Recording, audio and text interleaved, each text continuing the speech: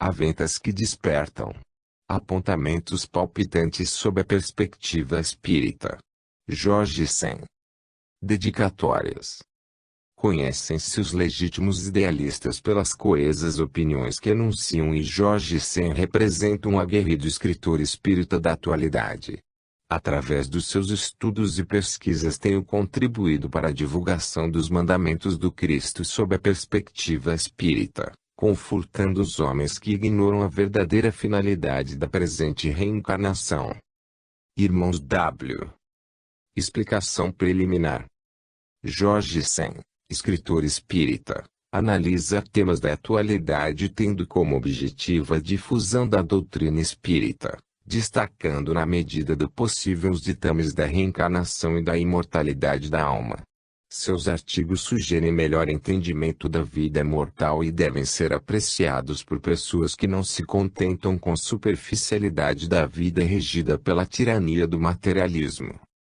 Não tenho fé suficiente para ser ateu, pois Deus não joga dados. Albert Einstein.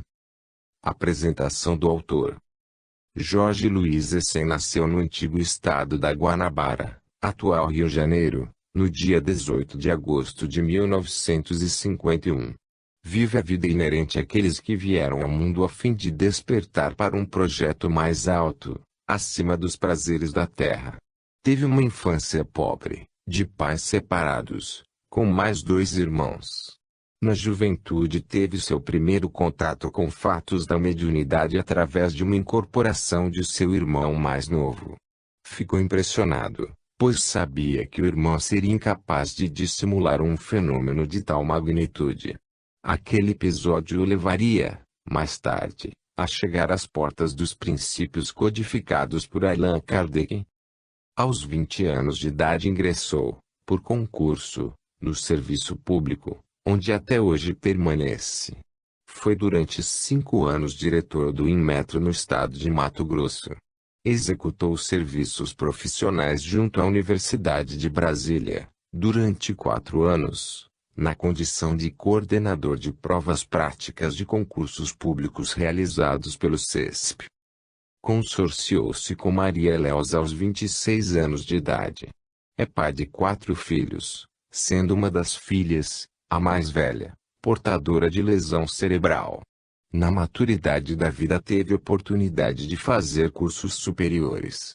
Possui a licenciatura de História e Geografia pelo Uniceub, Centro Universitário de Brasília. Sua vida espírita nesses mais de 30 anos de doutrina perfez conteúdos de muitas faculdades. Participou da fundação de alguns centros espíritas em Brasília e Cuiabá MT, onde teve publicado, em 1991, o livro Praeiro, Peregrino da Terra do Pantanal.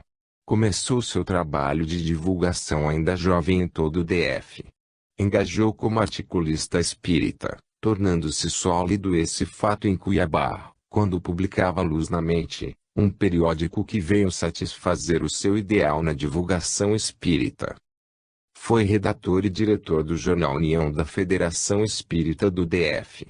Vinculado a vários órgãos divulgadores da doutrina espírita, a exemplo de reformador da FEI, o Espírita do DF, o Médium de Juiz de Fora, MG e palestrante nos mais diferentes lugares de DF, tem a oportunidade de levar a mensagem espírita a cidades próximas de Brasília, como Anápolis, Cidade Ocidental e outras. Sua diretriz inabalável continua sendo o compromisso de fidelidade a Jesus e a Kardec. Maria Eleusa de Castro, esposa de Jorge Sen. Prefácio.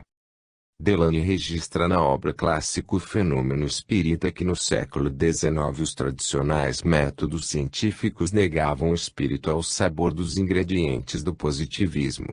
Os arautos de Auguste Comte buscaram, no estudo meticuloso dos fatos, sua norma de conduta e por sua vez quiserem aplicar o encanto matematizante materialista às realidades espirituais, motivo pelo qual esbarraram no ceticismo decrépito. A despeito do que articulava a escola alemã, com Buchner e Moleschott, declarando, cientificamente, que as velhas concepções de Deus e da alma já estavam fora do seu tempo e que a ciência reduziu a nada essas crenças fabulosas. Delano ironizou reafirmando que os pesquisadores espíritas adotam o mesmo método científico em voga, porém somente aceitando como reais as verdades demonstradas pela análise, pelos sentidos e pela observação. Reforçava com isso o argumento as grandes vozes dos Crookes, dos Wallace, dos Olmer que proclamaram que, do exame científico dos fenômenos espíritas, resultou claramente a convicção de que a alma é imortal e que não só ela não morre, mas também pode manifestar-se aos humanos, por meio de leis ainda pouco conhecidas que regem a matéria imponderável. Todo efeito tem uma causa e todo efeito inteligente faz supor uma causa inteligente. Tais são os princípios, os axiomas inabaláveis sobre os quais repousam as nossas demonstrações. Quando os positivistas aguilhoados à matéria estudarem suficientemente o espírito, o próprio fenômeno espírita demonstrará acerca da sua natureza e do seu poder. Que poderiam os mais decididos materialistas responder a Robert Shari, ao professor Mapes, ao Sr. Oshun? Ironiza Delany mais uma vez, proferindo que os cientistas espíritas servem-se das armas dos próprios adversários, positivistas, para batê-los. É em nome do método científico de tais atrevidos que os espíritas proclamam a imortalidade da alma mesmo depois da morte do corpo. Todas as teorias que querem fazer do homem um autômato, todos os sábios que fizeram da ciência um escudo para proclamarem a materialidade do ser humano encontram o mais formal desmentido no testemunho dos fatos. A experiência demonstra que, assim como a borboleta sai da crisálida, assim a alma deixa o seu vestuário grosseiro de carne para tirar-se, radiante, no éter, sua pátria eterna. A gélida noite do túmulo não mais aterroriza, porque é a prova certa de que os mausoléus não encerram senão cinzas inertes e que o ser pensante não desaparece. Que todos aqueles a quem a perda de um ser ternamente querido deixou abatidos, desanimados, levantem a cabeça, porque as vozes dos espíritos bradam que essa dor os atinge, que eles vivem ao redor de nós, que nos envolvem em sua ternura e que de seus corações elevam-se constantes preces pedindo ao Eterno que nos proteja contra os perigos da existência. Arremata Delany que o tempo da fé cega passou. Hoje, é necessário, para que uma teoria filosófica moral ou religiosa seja aceita, que ela repouse no fundamento inabalável da demonstração científica. A fé, por si só, não basta. É indispensável que a razão sancione o que se pretende fazer-nos aceitar como verdades. O Espiritismo faz conhecer, com efeito, as condições em que se acha a alma depois da morte do corpo. Em vez de considerar o espírito de um modo abstrato, nossa doutrina demonstra que ele é, depois da morte, uma individualidade verdadeira, que não tem menos realidade que o homem. Somente a natureza do corpo mudou, quando as condições da existência deixaram de ser as mesmas. São Paulo, 21 de março de 2013. Irmãos W. e Jorge Sen. Coexistência entre ciência e espiritismo é possível. Nos tempos medievais, havia o consenso de oposição entre fé e razão, ciência e religião. Entronizava-se o paradigma religioso, através do qual tudo era explicado pelas imposições religiosas. Na Renascença, ocorreu a revolução do pensamento científico, mormente a partir de Galileu e, posteriormente, de Newton. A partir deles, o homem modificou a maneira de ver e interpretar o mundo, e rompeu-se um novo enfoque, o científico, desintegrando-se os medievais métodos religiosos. Nos fenômenos espirituais, metafísicos, defrontamos com limitações no que se refere à experimentação científica. Esta classe de fenômenos é, ainda, muito pouco estudada, quando comparada com outros objetos de estudo das ciências ortodoxas. Para Eduardo Marino, professor titular de Física, da Universidade Federal do Rio de Janeiro, e membro da Academia Brasileira de Ciências, hoje, apesar de ainda polêmico, A coexistência entre ciência e espiritualidade, configurando-se novo paradigma acadêmico.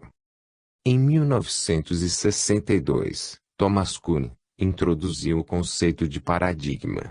Atualmente, paira um clima de inexatidão racional, compatível com o livre exame e incompatível com todo o princípio que se pretenda absoluto.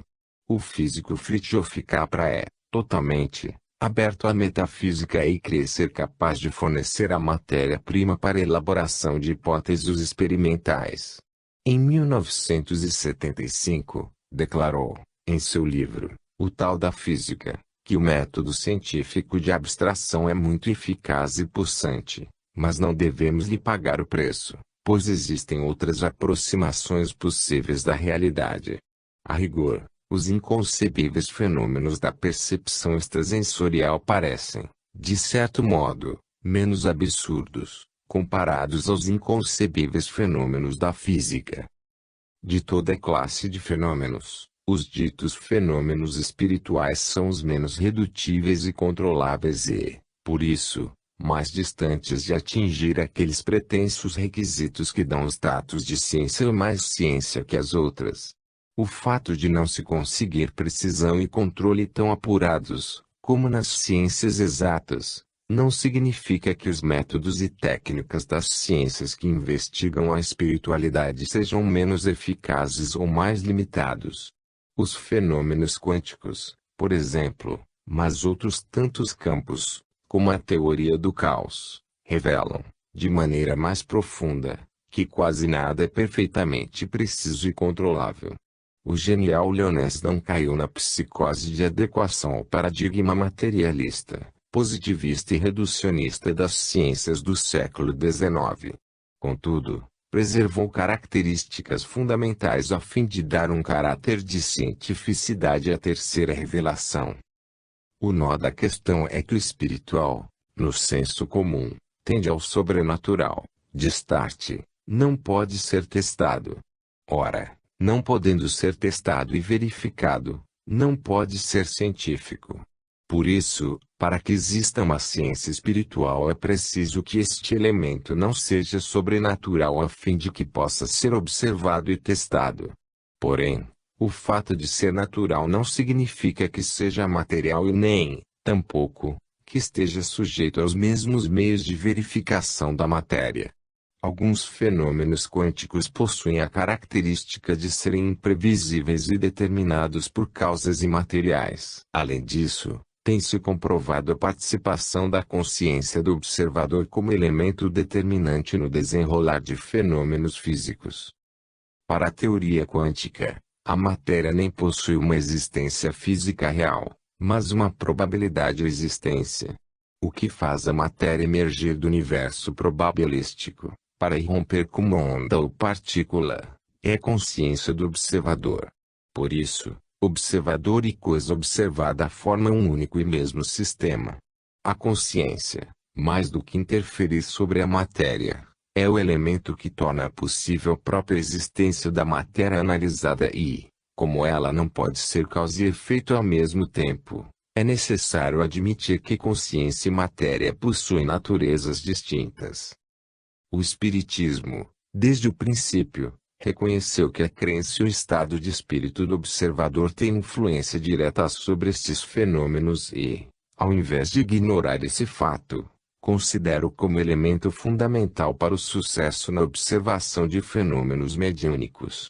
Embora o Espiritismo trate de assuntos que escapam ao domínio das ciências clássicas, que se circunscrevem aos fenômenos físicos, Kardec, no século XIX, escreveu que o Espiritismo e a ciência se completam, reciprocamente.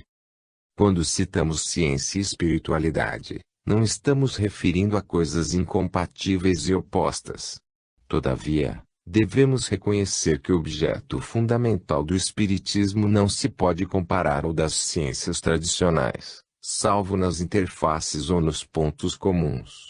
A ciência, emancipada da fé, estabeleceu seus métodos de investigação, como meio de se aproximar da realidade, baseando-se em provas, princípios, argumentações e demonstrações que garantam a sua legítima validade. Em verdade, o Espiritismo toca domínios, até agora, reservados às religiões. Porém, em metodologia, o Espiritismo difere, radicalmente, das religiões tradicionais, porque rejeita a fé dogmática, a crença cega, as práticas ritualizadas, o culto exterior ou esotérico. Se não é justo que a ciência imponha diretrizes à religião, incompatíveis com as suas necessidades de sentimento, não é razoável que a religião obrigue a ciência à adoção de normas inconciliáveis com as suas exigências do raciocínio. Os que declaram que os fenômenos espíritas não são objetos da ciência, não sabem o que dizem, pois que o objeto especial do espiritismo é o conhecimento das leis do princípio espiritual, uma das forças da natureza, que reage, incessante e reciprocamente, sobre o princípio material. O genial Lyonês afirma que espiritismo e ciência se completam, reciprocamente. A ciência, sem o espiritismo, acha-se na impossibilidade de explicar certos fenômenos só pelas leis da matéria. Ao espiritismo, sem a ciência, faltaria um apoio e comprovação. Seria preciso alguma coisa para preencher o vazio que as separava, um traço de união que as aproximasse. Esse traço de união está no conhecimento das leis que regem o mundo espiritual e suas relações com o mundo corporal.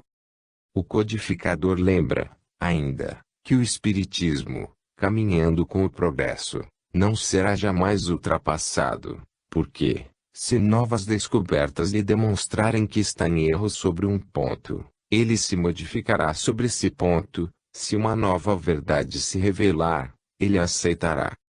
Disse Jesus, é preciso nascer de novo. Gregory Robert Smith é um norte-americano cuja genialidade surpreende o mundo, até mesmo, quando comparado a outros prodígios. Ele poderia ter sido um pré-adolescente comum, não fosse o enorme potencial de sua inteligência, sobrepondo, e muito, a média apresentada pelo quociente de inteligência dos jovens de sua idade. Com, apenas, 1 ano e 2 meses de idade, resolvia problemas simples de álgebra e, aos 13 anos, graduou-se em matemática, pela Randolph Macon College, em Washington. É presidente de uma fundação, a Iota Advocates, dedicada à defesa de jovens carentes. Já esteve com Bill Clinton, Mikhail Gorbachev e Rainha Noor, da Jordânia, discutindo o futuro da humanidade e, em 2002, foi indicado ao Prêmio Nobel da Paz. Gregory tem QI muito acima de 200 e pertence a uma classe de superdotados que representam, apenas, 0,1% da população mundial.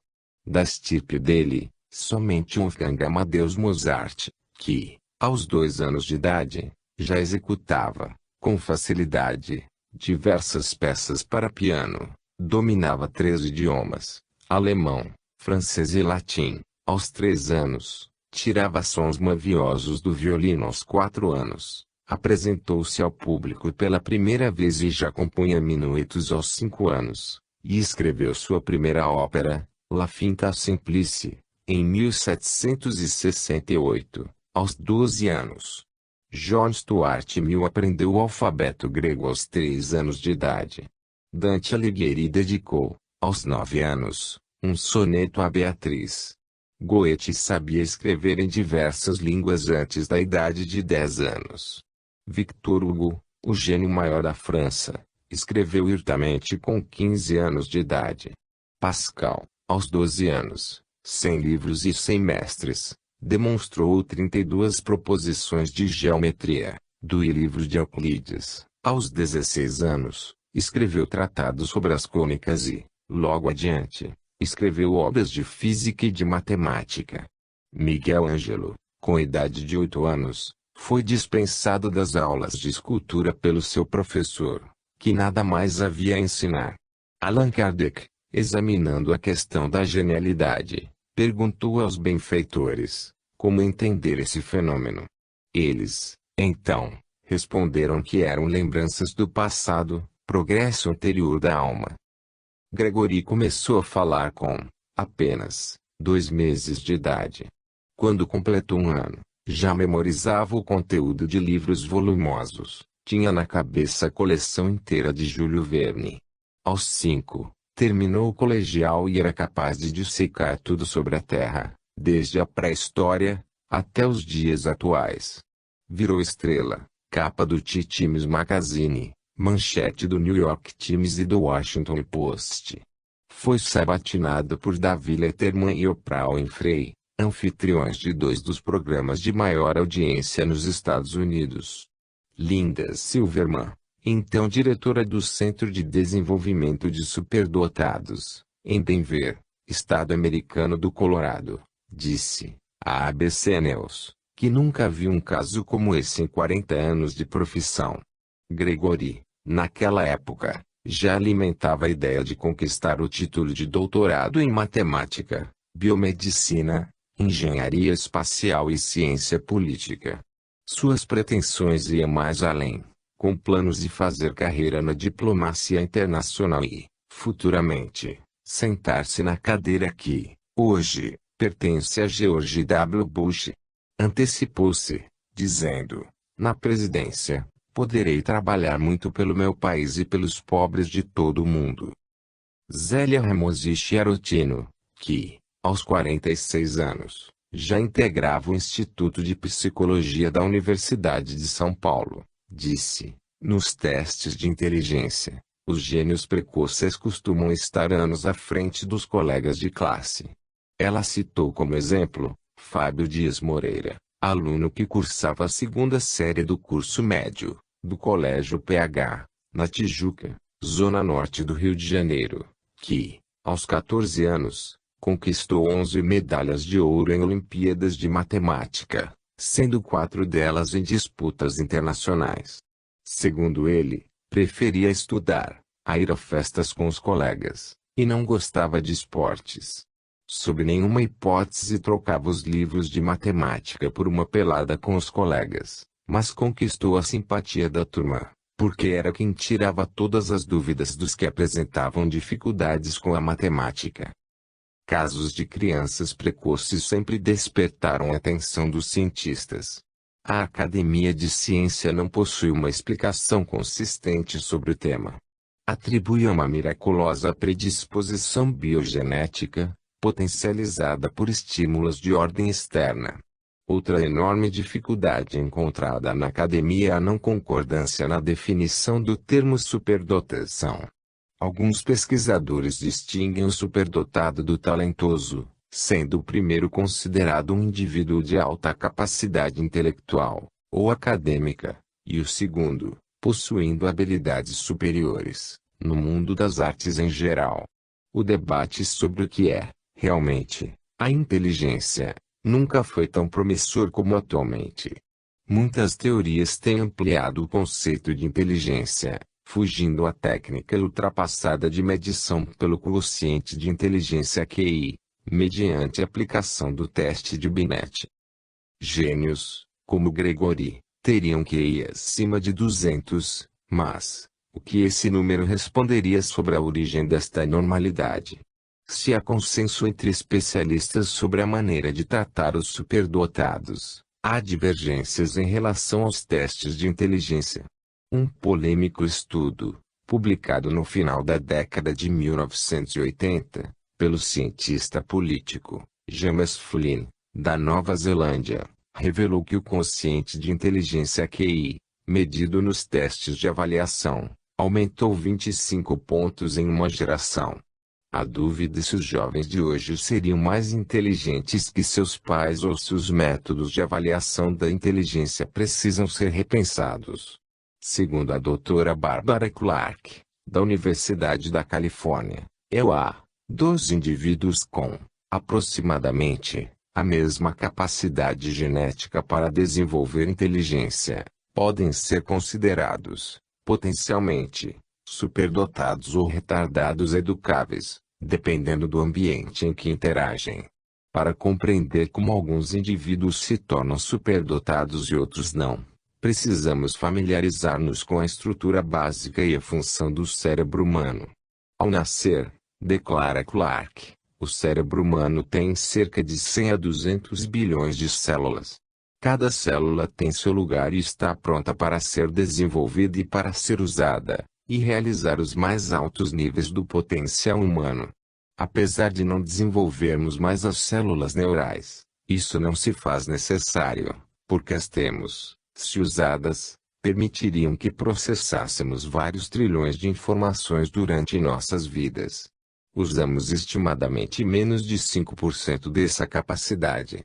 A maneira como usamos esse sistema complexo é crucial para o desenvolvimento da inteligência e personalidade, e da própria qualidade de vida que experimentamos enquanto crescemos.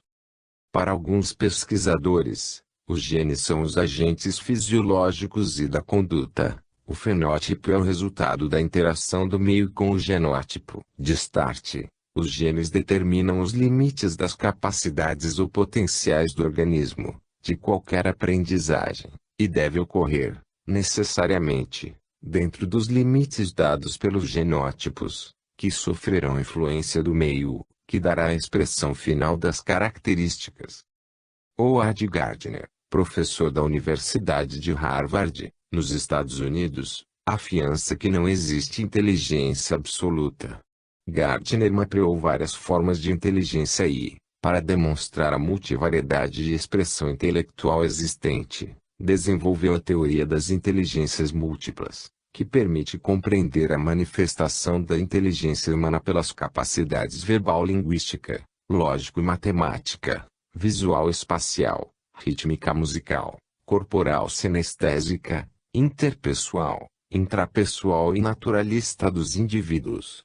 Outro professor da Universidade de Harvard, Robert Collis, defende a teoria da existência moral, isto é, a capacidade de refletir sobre o certo e o errado.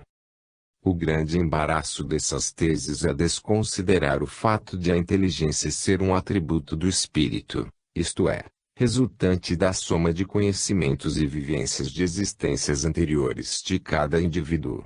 Nesse sentido, admitindo-se a reencarnação, as ideias inatas são apenas lembranças espontâneas do patrimônio cultural do ser, em diferentes esferas de expressão, alguns em estado mais latente, como nas crianças prodígio. Desse modo, ficaria bem mais fácil compreender toda essa complexidade da mente humana. Só a pluralidade das existências pode explicar a diversidade dos caracteres, a variedade das aptidões, a desproporção das qualidades morais, enfim, todas as desigualdades que alcançam a nossa vista. Fora dessa lei, indagar-se-ia, inutilmente, por que certos homens possuem talento, sentimentos nobres, aspirações elevadas, enquanto muitos outros só manifestam paixões e instintos grosseiros. A influência do meio, a hereditariedade e as diferenças de educação não bastam, obviamente, para explicar esses fenômenos. Vemos os membros de uma família, semelhantes pela carne, pelo sangue, pelo histórico genético, e educados nos mesmos princípios, diferenciarem-se em muitos pontos. O Dr. Richard Ullmann, também de Harvard, incorporou o conceito de inteligência espiritual às demais teorias em voga. Esse conceito seria a capacidade humana de fazer perguntas fundamentais sobre o significado da vida e de experimentar, simultaneamente, a conexão perfeita entre cada um de nós e o mundo em que vivemos. Não é exatamente o que define a doutrina espírita, mas já é um avanço no entendimento integral do indivíduo. Os fatos nos lançam, inevitavelmente, a tese reencarnacionista. Nos últimos anos, com o progresso da ciência, expressão cultural de uma época, particularmente, um conjunto de teorias e sistemas conceituais coerentes com uma determinada visão de mundo, o homem tem se lançado ao estudo de si mesmo com maior maturidade, equilíbrio e espírito crítico, quanto ao papel dos modelos e mapas teóricos e científicos, sempre relativos. Tanto é verdade que, a partir do movimento da contracultura dos anos 60, A visão de mundo, acadêmica e tradicional, moldada nos rígidos parâmetros do positivismo, tornou-se mais flexível diante dos novos questionamentos, e se abriu, pelo menos em parte, a novas ideias e pesquisas que, a rigor, não eram bem aceitas pelo paradigma cartesiano de nossa ciência tecnicista, apoiada e financiada por uma sociedade industrialista e mecanicista. Portanto, ligada a uma visão de mundo igualmente mecanicista. Se nascem crianças perfeitas, porque nascem, também, crianças com sérios distúrbios congênitos como hidrocefalia, síndrome de Down, esquizofrenia, cardiopatias graves, autismos, etc. Na reencarnação, vemos a justiça divina corrigindo os tiranos, os suicidas, os homicidas, os viciados e libertinos de vidas passadas. Grifo do compilador. No século XIX, numerosos pensadores renderam-se à reencarnação, do Ponte de Nemours, Charles Bonnet, Lessing, Constance Savy, Pierre Leroux, Fourier, Jean Reynaud. A doutrina das vidas sucessivas foi vulgarizada, para o grande público, por autores como Balzac, Théophile Ligatier, Georges Sand e Victor Hugo. Pesquisadores como Ian Stevenson, Brian Lewis, H.N. Banerjee, Raymond Moody Jr., Edith Fiore e outros trouxeram resultados notáveis sobre a tese reencarnacionista. É possível que, em um futuro próximo, os estudos, nessa direção, cheguem aos mesmos resultados já afirmados pelo Espiritismo. As tentativas de estudar superdotados, sem que se leve em conta a existência do espírito, grande parte delas esbarra em resultados nada satisfatórios ou em dificuldades insuperáveis, em face da necessidade de se considerar essa hipótese. Caso contrário, entra-se em um beco sem saída e o progresso da ciência, nessa área, permanece estático. A reencarnação explica os talentos inatos. A palavra superdotado é utilizada para identificar uma criança que se destaque acima da média das demais, numa habilidade geral ou específica, no âmbito de sua atuação. A propósito, a teoria das múltiplas inteligências de Howard Gardner propõe que a mente humana é multifacetada, existindo várias capacidades distintas que podem receber a denominação de inteligência. Muitas crianças são criativas. E criatividade é o destaque na atividade de produzir aquilo que é simultaneamente inusitado e útil. Uma implicação direta da própria superdotação intelectual é que os superdotados, por definição, interagem com o mundo de um modo significativamente diferente do modo como fazem as demais pessoas. O superdotado consegue perceber mais do meio ambiente do que a maioria das pessoas. Assim sendo, este tipo de pessoa tende a ser visto como exagerado ou excessivamente sensível. Normalmente, ele é mais receptivo aos estados emocionais, alegria e a dor, tanto os seus como os alheios, e é mais afetado por carências, injustiças e frustrações. Suas dúvidas e convicções são mais intensamente vividas, adquirindo, para ele, valor de metas essenciais. O superdotado possui inteligência, imaginação, audácia e uma certa autossuficiência interior, traços que entram em oposição às atitudes mais usuais de dependência ou imitação. Diversos especialistas concordam que os superdotados apresentam peculiaridades psicológicas e comportamentais substancialmente diferentes daquelas da população em geral.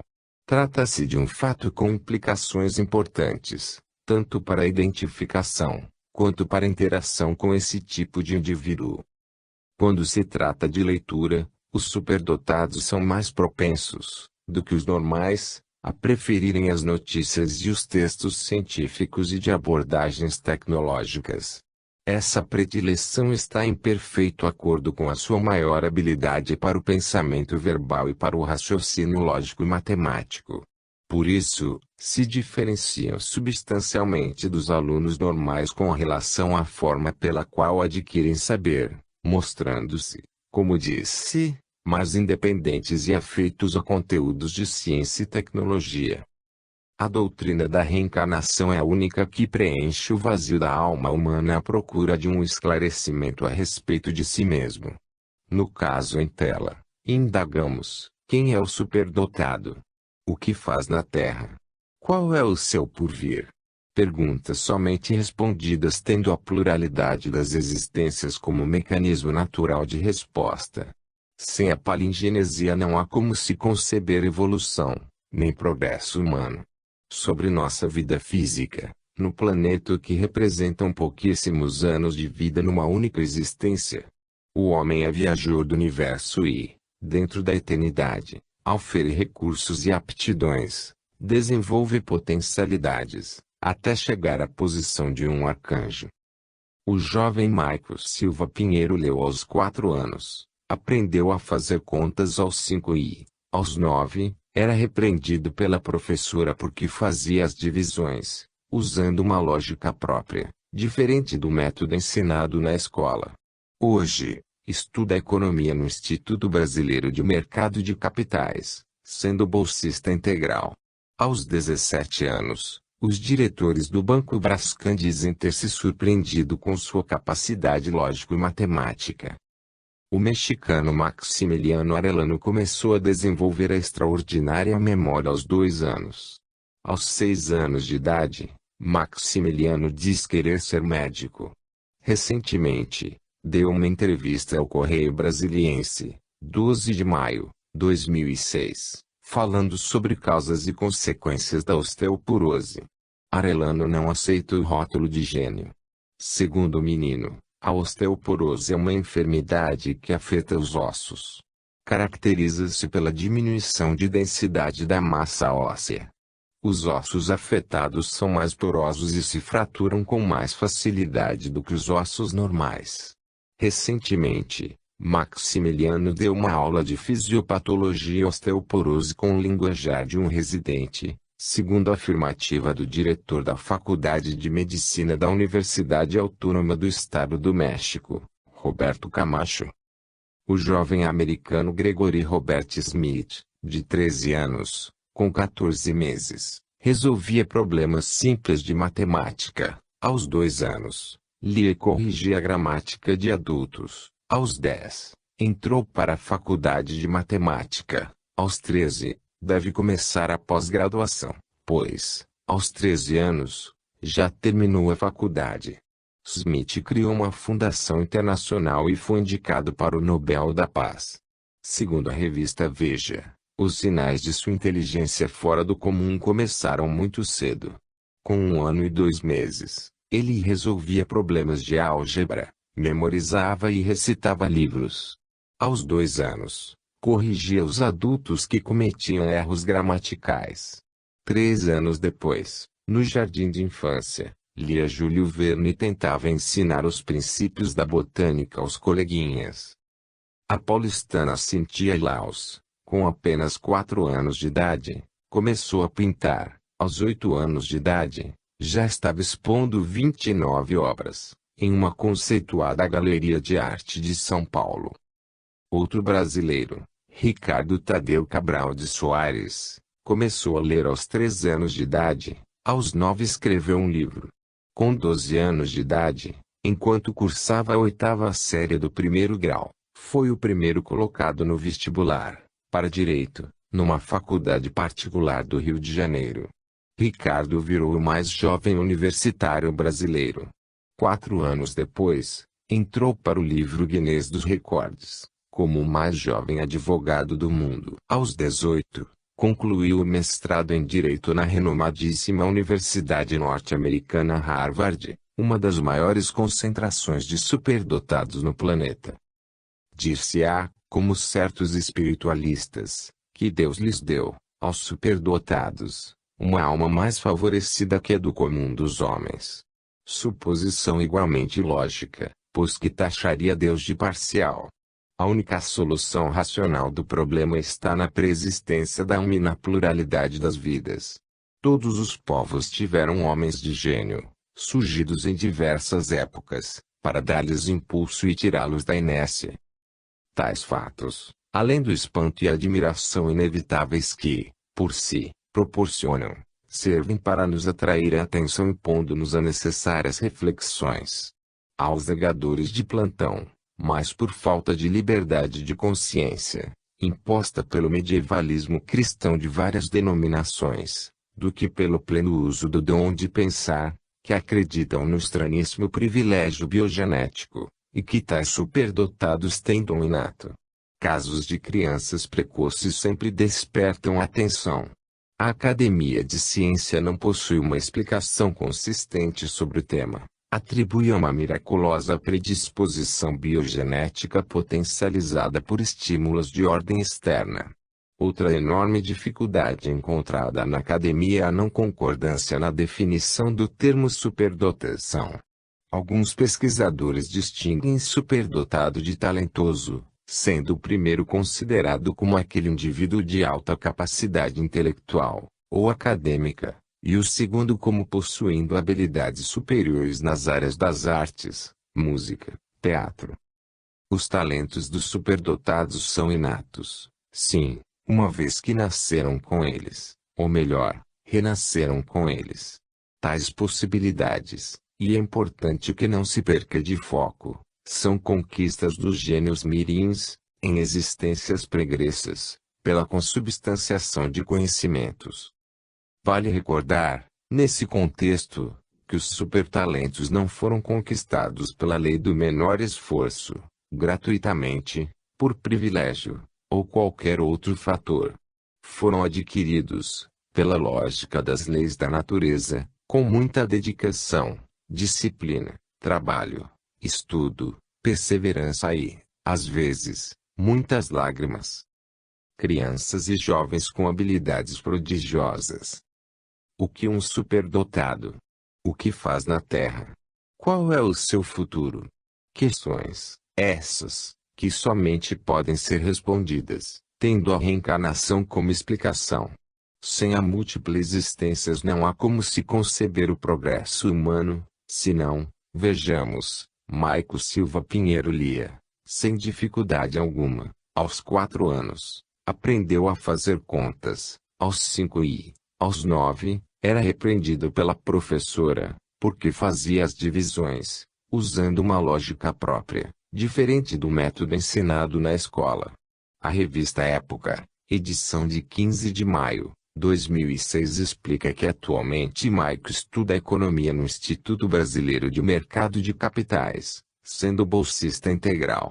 Aos 17 anos, os diretores do Banco Brascan dizem ter se surpreendido com sua capacidade lógico-matemática.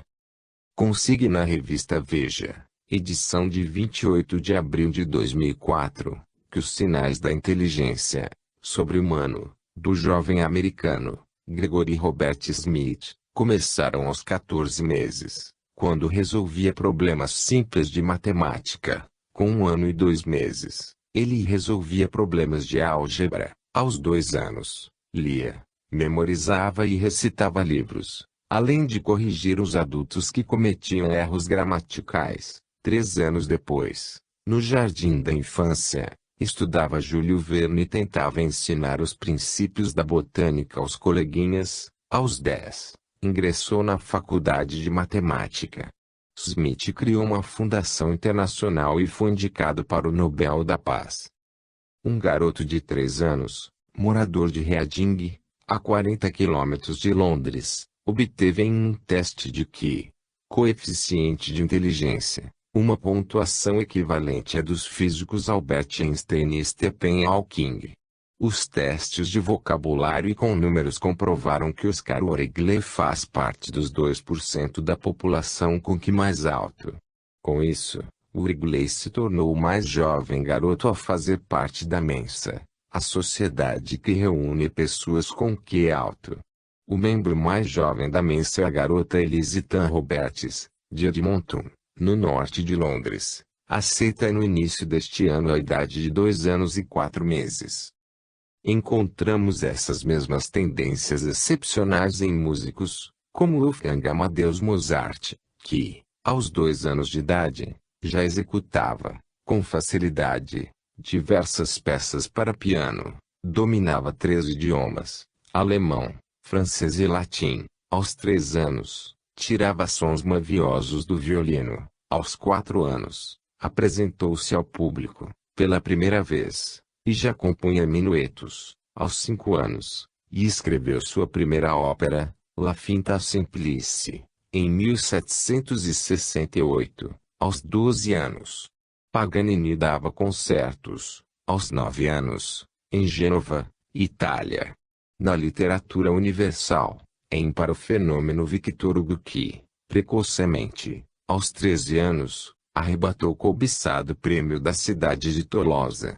Goethe sabia escrever em diversas línguas, antes da idade de 10 anos. Victor Hugo, o gênio maior da França, escreveu seu primeiro livro, com 15 anos de idade. Pascal, aos 12 anos, 100 livros e 100 mestres, demonstrou 32 proposições de geometria, do livro de Euclides. Aos 16 anos, escreveu tratados sobre as cônicas e, logo adiante, escreveu obras de física e de matemática.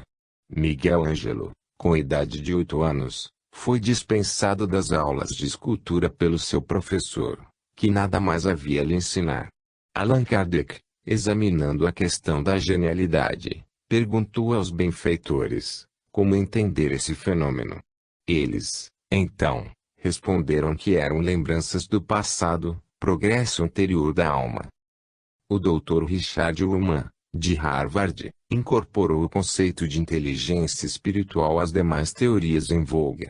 Esse conceito seria a capacidade humana de fazer perguntas fundamentais sobre o significado da vida e de experimentar, simultaneamente, a conexão perfeita entre cada um de nós e o mundo em que vivemos. Não é exatamente o que define a doutrina espírita, mas já é um avanço no entendimento integral do indivíduo.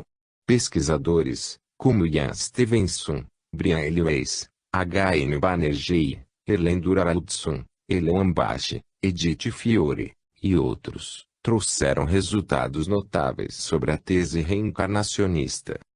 As pesquisas sobre a reencarnação não cessam nas teses dessas personalidades apontadas. Estudos sobre esse tema crescem, constantemente. A física, a genética, a medicina, e várias escolas da psicologia vêm sendo convocadas para oferecer o contributo das suas pesquisas. Só através do processo reencarnatório, como lembra Leon Denis, podemos compreender como certos indivíduos, ao encarnarem, mostram desde tenra idade a capacidade de trabalho e de assimilação que distingue as crianças superdotadas. Cada um apresenta ao renascer os resultados da sua evolução, a intuição do que aprendeu, as habilidades adquiridas nas múltiplas propriedades do pensamento, a habilidade para esta ou aquela atividade. Finalmente o resultado de um trabalho secular que deixou impresso no seu tecido perispiritual sinais profundos, gerando uma espécie de automatismo psicológico. Estamos convictos de que, nos próximos 20 ou 30 anos, assistiremos à Academia de Ciência, declarando esta importante constatação como, há 2000 anos, Jesus ensinou a Nicodemos, é necessário nascer de novo. E Allan Kardec a confirmou em O Livro dos Espíritos, declarando que somente com a reencarnação entendemos, melhor, a justiça de Deus e a evolução da humanidade. Nas pré-existências forjam-se os gênios mirins. Temos visto crianças e jovens portando patrimônio moral e intelectivo que seria impossível terem sido adquiridos em um período de tempo de apenas uma existência física. É o caso do argentino Cuichi Cruz, nascido em Bahia Blanca, na província de Buenos Aires. Com apenas 13 anos de idade, é o aluno mais jovem da Faculdade de Matemática, Astronomia e Física, FAMAF, da Universidade de Córdoba. Ele estudará, simultaneamente, Engenharia Informática e Ciências Econômicas na mesma universidade. O reitor, Daniel Barraco, afirmou que é a primeira vez que um menino de 13 anos está entre os universitários dessa carreira. Como temos observado, A imprensa tem noticiado fatos dessa natureza com uma frequência impressionante. Eventos de crianças precoces sempre despertaram a atenção dos estudiosos. Muitos cientistas atribuem este fenômeno natural a milagres biogenéticos. Será que pela genética conseguimos explicar os admiráveis fatos de crianças precoces, superdotadas, verdadeiros virtuosos da música, da pintura artística, das ciências, etc. Diríamos que isso depende do organismo. Essa seria uma doutrina monstruosa e torpe. O homem não seria mais que uma máquina, joguete da matéria. Atribuir tais fenômenos a uma ocasional regalia genética é, no mínimo, extravagante.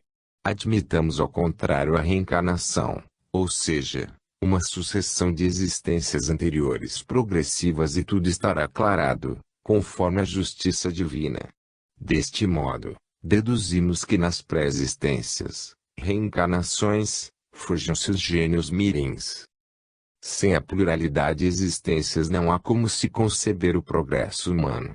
Há o caso do jovem Maico Silva Pinheiro que lia qualquer livro, sem dificuldade alguma, aos 4 anos, que aprendeu a fazer contas aos 5 e, aos 9 era repreendido pela professora porque fazia as divisões usando uma lógica própria, diferente do método ensinado na escola. Estudou economia no Instituto Brasileiro de Mercado de Capitais, sendo bolsista integral. Quando tinha 17 anos, os diretores do Banco Brascan disseram ter se surpreendido com sua capacidade lógico-matemática. O jovem sergipano, Carlos Mateus, pobre estudante que estudou em escola pública, conseguiu um fato inédito em um dos melhores centros de formação da América Latina, o Instituto Nacional de Matemática Pura e Aplicada, onde obteve os títulos de mestre e doutor em matemática com 19 anos de idade.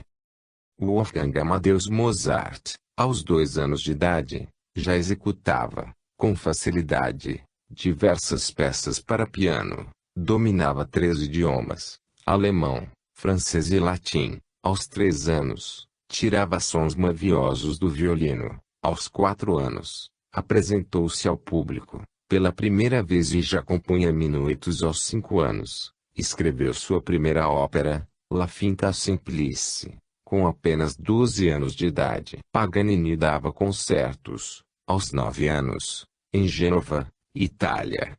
Pascal, aos 12 anos, sem livros e sem mestres, demonstrou 32 proposições de geometria, do livro de Euclides. Aos 16 anos, escreveu tratados sobre as cônicas e, logo adiante, escreveu obras de física e de matemática. Allan Kardec, examinando a questão da genialidade, perguntou aos benfeitores como entender esse fenômeno. Eles então responderam que eram lembranças do passado, progresso anterior da alma. Conhecendo e entendendo os mecanismos da reencarnação, tornam-se claras e explicáveis as emaranhadas investigações, que teimam em permanecer obscuras ante os apressados argumentos daqueles que não se dão ao trabalho de observar os fatos que a comprovam, mesmo porque, contra as evidências não há o que contra-argumentar. A física, a genética, a medicina e vários paradigmas da psicologia vêm sendo convocadas para oferecer o contributo das suas análises. Os pesquisadores Ian Stevenson, Imendranath Banerjee, Edith Fiore e outros, trouxeram resultados notáveis sobre a tese reencarnacionista.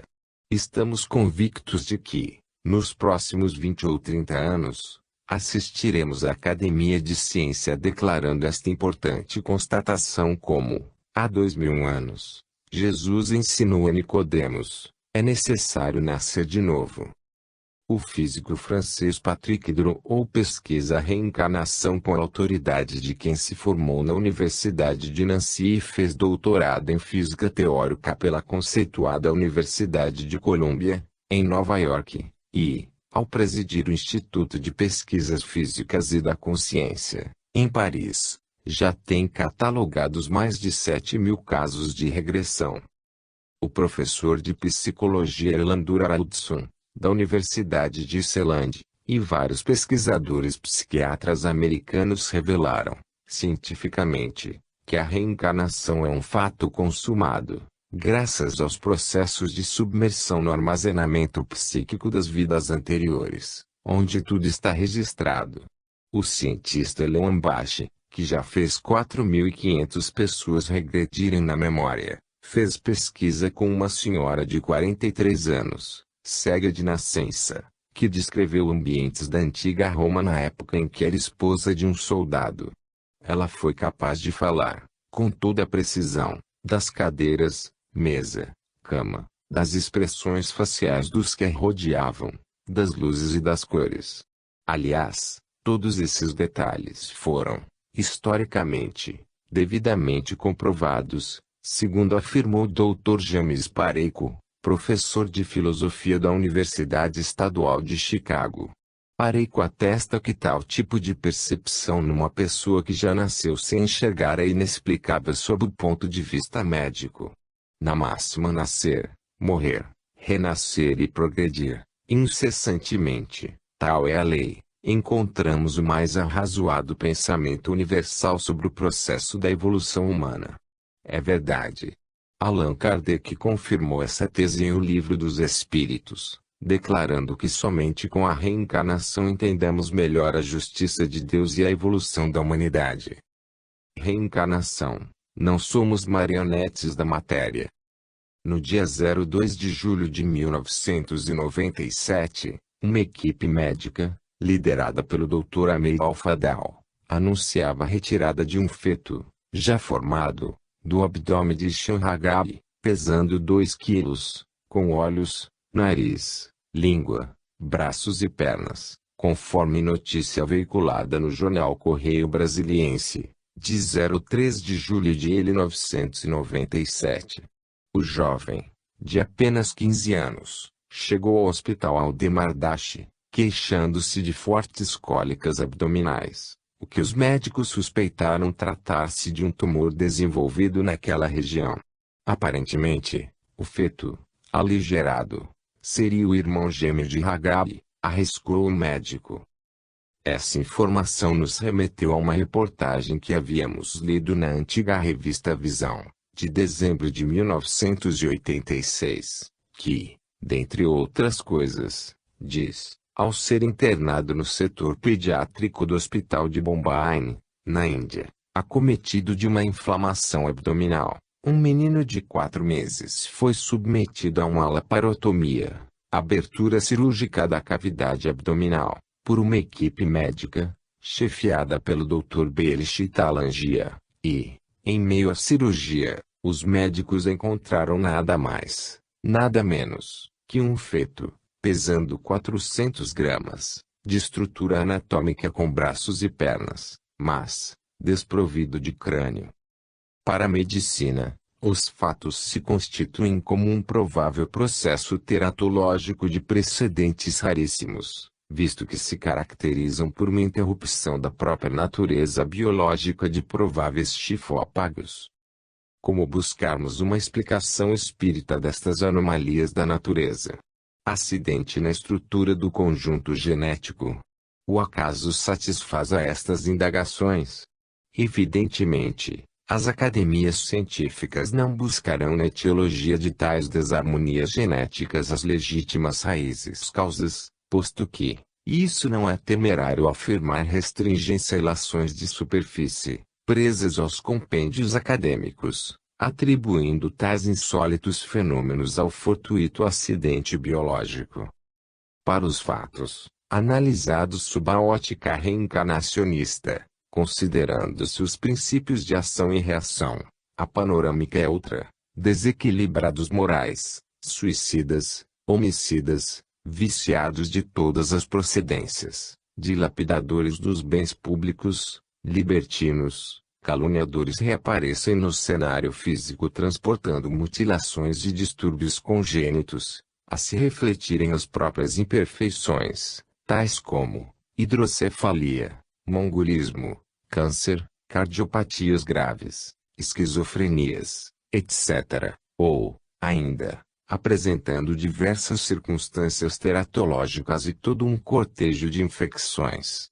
São vítimas de si próprios, com enfermidades que desestruturam o perispírito, catalogáveis como processos patogênicos e retroativos. Segundo o Dr. James Gillespie, diretor do Departamento de Imunologia da Faculdade de Medicina de Nova Jersey, nos próximos anos, centenas de milhares de crianças norte-americanas serão